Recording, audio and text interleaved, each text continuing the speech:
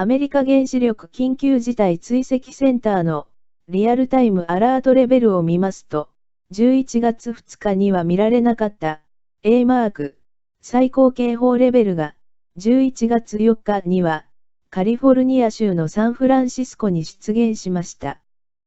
この放射能警報アラートのレベルは短い時間で変化していきますので、ずっと最高レベルの警報の数値となっているわけではないでしょうけれど、5段階の警報レベルのうちの最高レベルが出ています。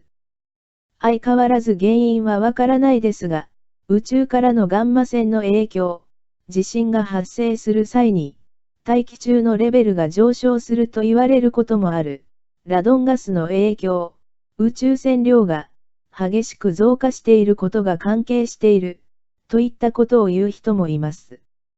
また、A マークのついた場所には、将来的に巨大な地震が発生する可能性が非常に高いサンアンドレアス断層が走っています。しかも、最近、このサンアンドレアス断層に沿って、数多くの原子力発電所が存在していることが明らかにされていたりします。図1で、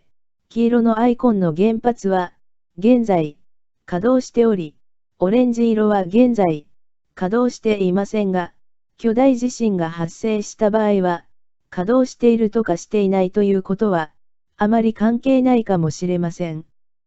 稼働していない原発には、緊急時に対応できる機器やスタッフが備えられていないものもあり、大地震の際の制御は難しいということです。